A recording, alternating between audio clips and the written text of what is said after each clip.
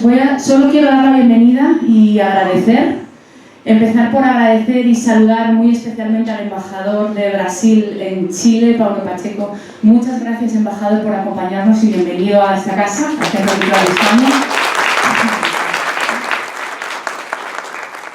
A los compañeros de la Embajada de Brasil que están por aquí, muchas gracias por acompañarnos hoy. Esta es vuestra casa. Quiero también saludar al consejero cultural de la Embajada de España, Ernesto Heredero, que nos acompaña hoy. Ernesto, bienvenido a tu casa. Y bueno, nada, al autor del libro, a Roberto Simón. Roberto, bienvenido al Centro Cultural de España y enhorabuena por este trabajo. A Farideh Zerán, a John Dínguez.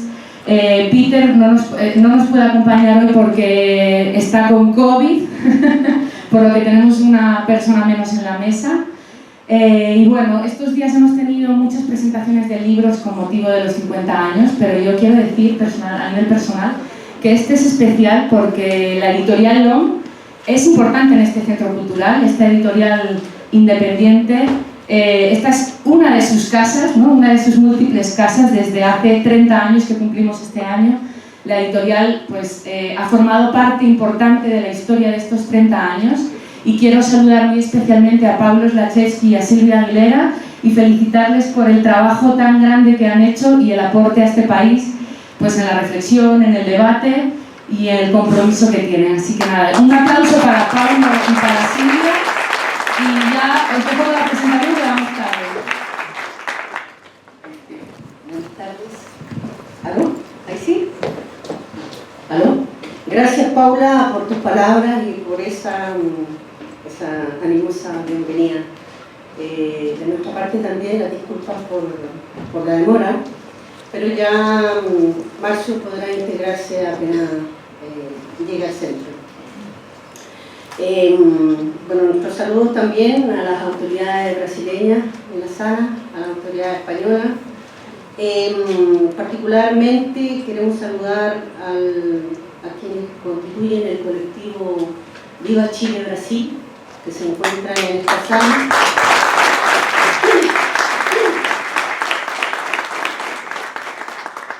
Que es el grupo de exiliados brasileños que visita el país, muchos de ellos después de 50 años de haber tenido que salir obligadamente de aquí.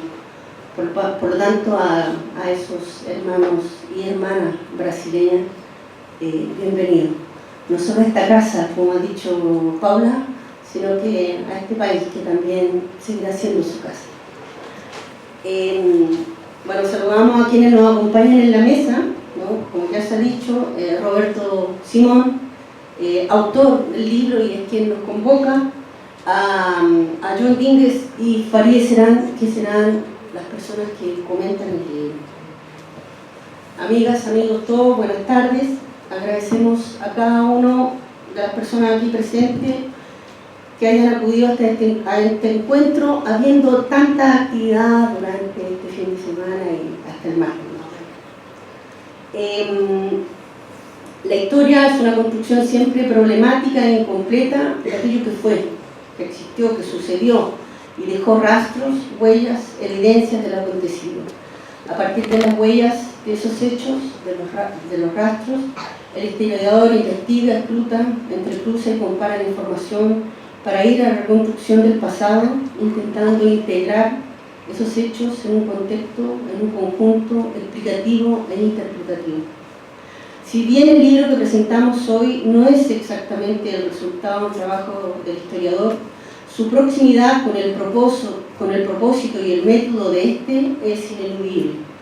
Se trata de una acuciosa investigación periodística e histórica que da cuenta de la intervención y colaboración de Brasil, bajo régimen dictatorial, en el derrocamiento del gobierno democrático encabezado por Salvador Allende.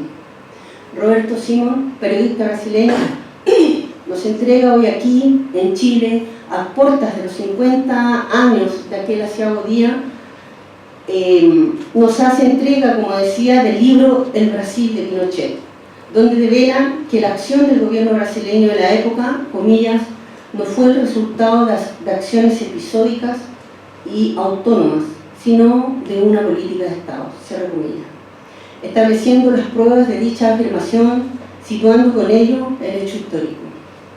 El derrocamiento del gobierno de Salvador Allende no fue solo producto de los errores de la Unidad Popular, como pretende establecerlo el relato de la derecha a través de sus voceros oficiales, comentaristas, opinólogos e historiadores, que en sus análisis por estos días omiten las acciones espontáneas de la oposición de la Unidad Popular, omiten las acciones terroristas realizadas por los comandos de extrema derecha y llevadas a cabo desde mucho antes que Allende asumiera el mando.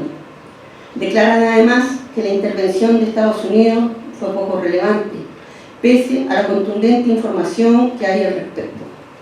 ¿Qué más podrán decirnos ahora, luego de los antecedentes que nos entrega Simon en este libro?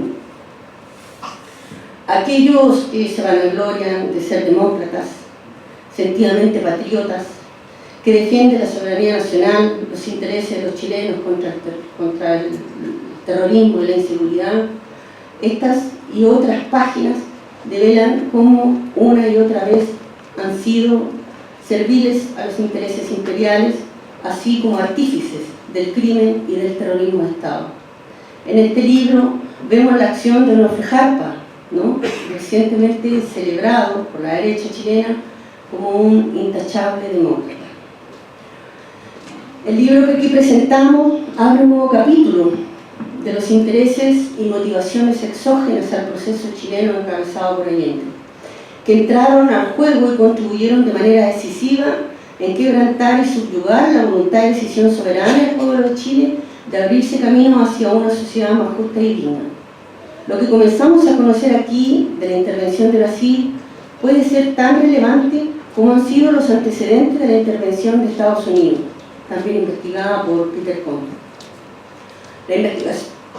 La investigación de Roberto Simón llega en un momento oportuno, no cabe duda.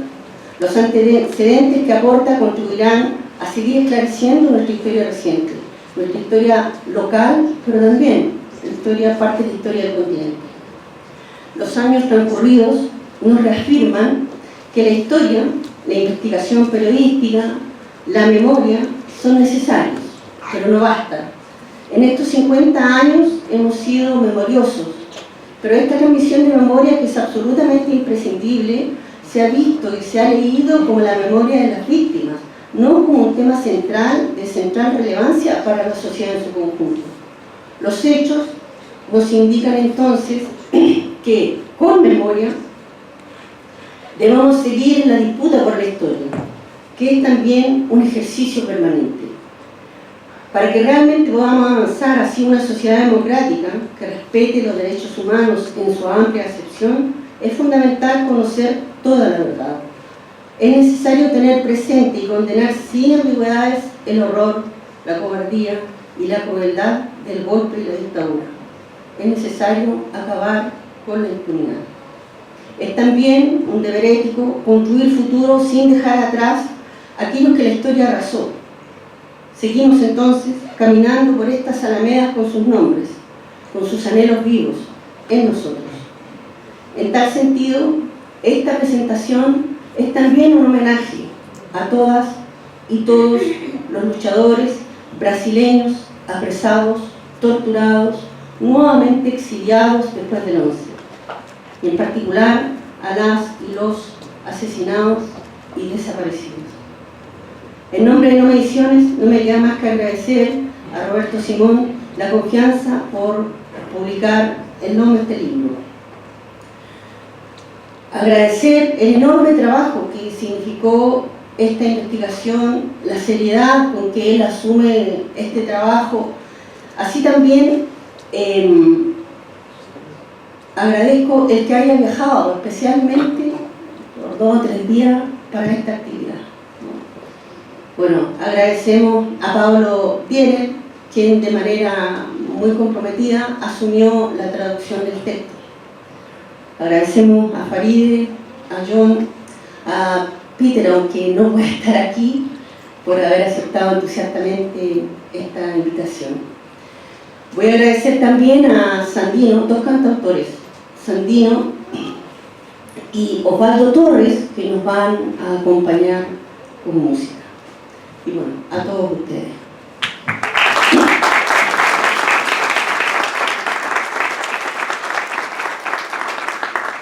Quisiera, ya han llegado las autoridades brasileñas, quisiera... Márcio Tavares, ¿cierto? Es el secretario ejecutivo del Ministerio de Cultura de Brasil, que nos va a acompañar en la mesa y a quien voy a...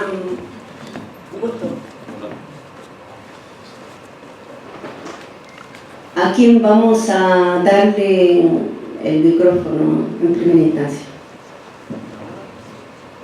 ¿Sí? ¿O prefieres? ¿Sí? Está bien. Bueno, partimos entonces con Faride. Brasileños que están aquí con nosotros luego de tantos años, bienvenidos a este, no es el Chile que dejaron, no sé cuán peor o mejor es, pero eso vamos a conversarlo después.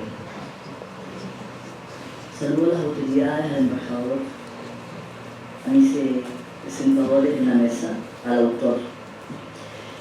Mientras avanzo por las páginas del Brasil de Pinochet, de Roberto Simón, un aporte editorial de LOM Ediciones en el marco de los 50 años del golpe de Estado, me persigue una frase que de alguna forma marca el inicio del periodismo de investigación en nuestro continente, pero no de cualquier periodismo, sino de ese capaz de narrar la realidad como si fuera ficción, de aquel que conjuga la más acuciosa investigación periodística con una escritura cuya calidad literaria nos atrapa en su capacidad de narrar, de hilvanar datos, fechas, textos y contextos. Comillas, hay un muerto que habla, escribe Rodolfo Walsh en Operación Masacre, publicado a mediados de los años 50 en Argentina, dando inicio junto a relatos de un náufrago de García Márquez a un nuevo género que se conocería como periodismo narrativo o nuevo periodismo. Parto con este comentario a propósito de la obra central de Walsh, que alguien con lucidez calificó como prólogo de la masacre que caería después sobre ese y otros países del Cono Sur, los nuestros países, para destacar la pluma fluida y precisa de Roberto Simón, periodista brasileño, hoy radicado en Nueva York, y que durante años escribió para el estado de Sao Paulo, cubriendo noticias en Nicaragua, Honduras, Paraguay y Chile, entre otros países no solo latinoamericanos. Simón nos ofrece una investigación excepcional sobre el rol gravitante de Brasil, el Brasil de las dictaduras militares durante la era Pinochet, y de que conspira antes que asumiera como presidente Salvador Allende, desentrañando y exponiéndonos a 50 años del golpe de Estado, aquellos documentos celosamente guardados por las cancillerías de Chile y de Brasil, por la CIA y la DIA latina y otros organismos e instituciones que ocultaron por décadas una información sin duda clave para reconstruir los hechos que ocurrieron en nuestros países. Una información tan amplia y contundente que habla por sí misma, exhibiéndonos además las complicidades y traiciones de civiles y militares chilenos que no solo violaron sus compromisos y juramentos ante las instituciones que decían respetar, sino también, comillas, traicionaron a la patria, en tanto se trataba de patriotas que no vacilaron en entregarla al mejor postor que garantizara la defensa de sus intereses y sus privilegios. El libro de más de 500 páginas contiene la premisa de que, independiente de los esfuerzos de la CIA, el Pentágono, Kissinger y Nixon por impedir primero la llegada de Allende a la moneda y luego desestabilizar su gobierno y empujar un golpe de Estado, la dictadura de Brasil desde el primer momento actuó de manera autónoma para lograr ambos propósitos. Comillas. Documentos disponibles indican que Brasil y Estados Unidos conspiraron de forma separada contra Allende. Si bien intercambiaron informaciones y tal vez auxilio de manera puntual, Brasil era mucho más un socio dispuesto a instigar un golpe militar y no un funcionario orientado por Washington para sepultar la democracia en Chile, cierro comillas, aclara el autor de este libro. Es decir, Brasil fue un aliado privilegiado para empujar el golpismo, así como un modelo para la construcción del nuevo régimen. Y así lo describe Simón. 2 puntos. El hábitat natural de la intervención brasileña en Chile eran los subterráneos. En ellos, Brasil se entrelazaría con grupos chilenos de extrema derecha, incluyendo el neofascista Paz y Libertad. Se prepararía para una guerra civil en Chile. Coordinaría acciones con militares que preparaban el golpe. Lideraría una campaña regional para aislar a Allende. Infiltraría a la comunidad de exiliados brasileños. Daría garantías a conspiradores contra ambiciones territoriales del régimen peruano. Depuesto al gobierno socialista chileno, la dictadura brasileña ayudaría a consolidar un régimen militar en Santiago, sea vendiendo armamento, entrenando a gente de la represión chilena o protegiendo al vecino sudamericano en foros internacionales. Cierro la cita. Para demostrar todo lo anterior, el autor recorrió por largos años los archivos en Brasil, Chile y Estados Unidos. Entrevistó a decenas de protagonistas, guerrilleros, militantes de izquierda, soldados, agentes de inteligencia, diplomáticos, empresarios, políticos, periodistas, académicos. Un trabajo arduo, cuyo punto de partida fue una serie de 10 reportajes publicados por Simón en septiembre de 2013 en el periódico El Estado de Sao Paulo, a propósito de los 40 años del golpe contra Salvador Allende. Pero el impacto de esos reportajes fue tal que su autor siguió investigando por 7 años más. Una investigación desplegada sobre miles de documentos secretos, gran parte de ellos inéditos, que no hablaba solo sobre el pasado, sino sobre un presente que interpelaba a su autor cuando en Brasil se levantaba la figura de Bolsonaro con el correlato de un revisionismo histórico que intentaba por una parte ensalzar los regímenes militares y por otra deslegitimar la democracia brasileña. Pero en Chile no requeríamos de un Bolsonaro para asistir a ese revisionismo histórico. Y de ahí la importancia hoy de este libro, que al igual que los investigados por John Dinges o el Pinochet desclasificado de Peter Tomlin, devela no solo el pasado, sino un presente construido en base no a conjeturas, sino a pruebas concretas, a mensajes, telegramas, notas, etc. Un material de archivo con contenido invaluable desde donde podemos confrontar no solo el revisionismo histórico, sino también la desinformación. Y es que en el contexto del surgimiento de los discursos negacionistas y que intentan reinterpretar la historia, el Chile que conmemora los 50 años del golpe de Estado, luego del rechazo del texto constitucional del 4 de septiembre de hace un año y del avance de una ultraderecha cuyas narrativas se instalan en las antípodas de las lógicas democráticas, ese Chile hoy es otro. Así lo demuestra también un estudio de opinión pública de Seth Mori, Chile a la sombra de Pinochet, dado a conocer en mayo último, que corroboraba lo que se venía percibiendo en los medios y redes sociales con relación a un cierto clima en torno a esta fecha. En lo central, el extenso informe destacaba que el 36% de la población, 20 puntos más que hace 10 años, creía que las Fuerzas Armadas, comillas, tenían razón en dar el golpe de Estado, mientras un 41% pensaba que nunca hay razón para dar un golpe, 17 puntos porcentuales menos que la misma medición del año 2013, cuando un 68% se manifestó al respecto. No es casual entonces que los partidos de una derecha que asumíamos más democrática rinda hoy homenaje bautizando una sala de su sede con el nombre del exministro del Interior de Pinochet, Sergio Onofre Jarpa, destacando sus credenciales de demócrata, mientras que en esta investigación aparece golpeando las puertas de la Embajada de Brasil 2 veces, no como cartero, sino como conspirador y golpista. Cito, página 193. Comillas, el presidente del Partido Nacional, Sergio Onofre Jarpa, golpeó a la puerta de la Embajada brasileña en Santiago en septiembre de 1971. De nuevo quería ayuda.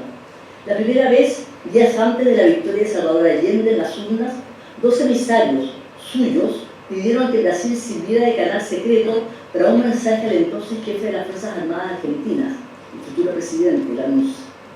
Ahora el pedido era aún más comprometedor. Después de muchos circunloquios, en la conversación, según contó el embajador Cámara Canto, el líder del principal partido de la derecha de Chile llegó al punto. Quería que la dictadura brasileña le diera dinero para comprar armas contra Allende. El autor explica que para el embajador de Brasil en Chile, Cámara Canto, los únicos que podrían arrancar a Chile de las manos del comunismo y mantenerlo alejado de él eran los comandantes militares dispuestos a romper la tradición legalista de las Fuerzas Armadas chilenas. Esa premisa la sostendría el embajador de Brasil en Chile los 1001 días que mediaron entre el triunfo de Allende y el disparo del AK-47 que lo dejó sin vida sobre un sofá del Palacio Presidencial. El párrafo relacionado con el exministro del Interior de Pinochet, hoy reivindicado como un hombre de la democracia por una derecha civil que hacía gala de sus credenciales democráticas, concluye así, comillas, al señor Canoso, de aspecto grave, sentado en su gabinete, Cámara Canto le dijo un diplomático no. Los tiempos mudaban rápido y para el embajador brasileño, Jarpa había sido atropellado por el curso de los acontecimientos. El chileno insistió sin éxito. Las armas quedarían fuera, pero ambos concordaron en ampliar el intercambio de información sobre los rumbos de la oposición a Allende. Cierro la cita. Pero sería injusto poner solo a Jarpa en esta galería de patriotas, entre comillas, que pedían armas a gobiernos extranjeros para desestabilizar la democracia de su propio país. Y es que el rol de Agustín Edwards y del diario El Mercurio, ampliamente documentado en nuevos archivos contenidos en Pinochet clasificado de Congo, en esta investigación de Simón ocupan varias páginas. Así, por ejemplo, nos recuerda que desde 1960 el dinero de la CIA colocaba reportajes en las páginas del Mercurio, según documentos estadounidenses. Con Allende, Estados Unidos comienza a valorizar aún más al portavoz del conservadurismo chileno. Comillas, ante los diplomáticos y agentes de la CIA, los gestores del Mercurio se quejaban de las dificultades impuestas por la Unidad Popular. Así, Simón consigna que en septiembre de 1971, comillas, los gestores del Mercurio pidieron $1 millón para conseguir mantener, comillas, por 1 o 2 años más la cruzada en Chile de defensa de la civilización occidental. Los datos y las negociaciones reflejan no solo el importante rol desestabilizador que cumpliera Edwards en su diario en el fin de la democracia chilena, sino la cercanía de este con la CIA. En fin, a 50 años del golpe de Estado, resultan todo un aporte de libros como estos que documentan de manera profunda y seria el alcance que tuvo la injerencia extranjera desde el instante en que salió electo presidente de Chile, Salvador Allende. Más aún cuando en esta conmemoración surgen textos de intelectuales de la derecha que analizan este periodo, pero obviando o negando la relevancia de esta intervención, así como todo el aparataje conspirativo que partió con el asesinato del general Schneider antes de asumir Salvador Allende. Concluyo felicitando al autor y advirtiendo que en las 500 y más páginas de este volumen está no solo un trozo de la Guerra Fría, cuyo blanco apuntaba al corazón de este pequeño país llamado Chile para hacerlo añicos. También el surgimiento de las alianzas más tenebrosas, como puede ser la Operación Cóndor, los montajes más brutales como la Operación Colombo y las conspiraciones más viles que concluyeron con un drama que partió con una traición y que medio siglo después nos sigue pesando e interpelando. Muchas gracias.